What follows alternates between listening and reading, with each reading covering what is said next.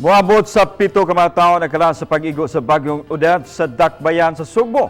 Lakip nini ang 17 anyo suman madatugi ang gipuyang balay sa natumba nga crane sa gitukod nga condominium building sa Barangay Apas. Ano ang report?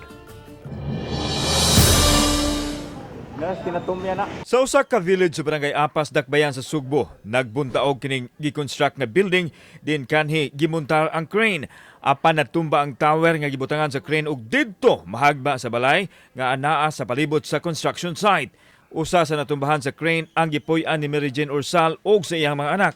Mitago unta sila sa kwarto tungod sa kakusog sa hangin dala sa Bagyong Odette. Apan maunalay ilang namatgunan ang dakong lagubo ug sa kalit didto mitugpa sa ilang nahimutangan. Naintimano ang 17 anyos niyang anak nga si Zaira Christine samtang ang inahan nakaangkon usab og danyos dapit sa iyang naong. Kalit kay tanan nagyoy ni hagba as in kalit mura gibumbahan. Mauna to siya sir niya. Si nakalingkawas ko sige migpangita sa kong anak. Di naman gyud siya mabira na piit man siya mo to ang makakita mo dito sa mong kwarto, dili na sa kwarto daghan kisag mga tubo tingay na pakuha niya.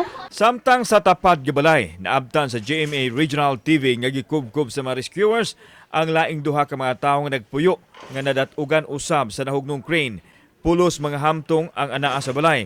Ang tag-iya nga usa ka senior citizen ang naangol og nadalas tambalanan, samtang ang iyang duha ka mga kauban ang gi-retrieve sa mga rescuers.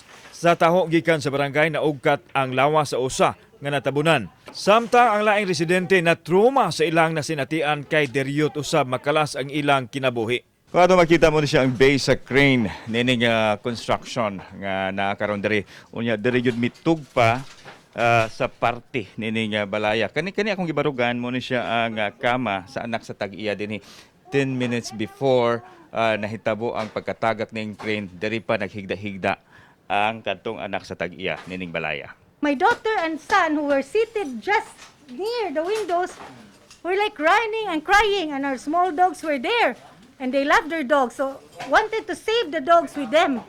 So it was like Armageddon. Matud ni O nga dugay na nilang gitawag ang atensyon sa developer sa peligro ug kahasol nga namugna nini. Gani sa wa pa moigo ang bagyo, minagop na sila sa barangay aron unta makuha ang crane tungod sa peligro nga mamugna niini og nahitabo gyud ang ilang gikahadlukan. Bisa naman lang gani usa ka representante sa developer wala kuno mo patimaw.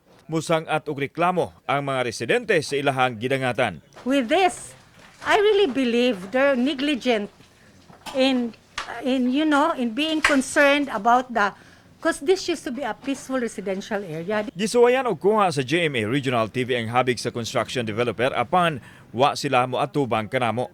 Chip, wala. So wala tayong makuhaan, wala tayong ma-interview? Sa opisyal nga listahan sa Cebu City Disaster Risk Reduction and Management Office, niabot og unom ang namatay sa lain-laing dapit sa Dakbayan sa Sugbo. Apil nini ang tulo sa Barangay Tisa o giingong nadatugan og paril ug anausay duha ang nakalas sa Barangay San Roque. Ang uban wala maminaw, wapod sila mo tuo na mo o wala perumbaling ba. Kauban si Godfrey Relian, ako si Alan Domingo.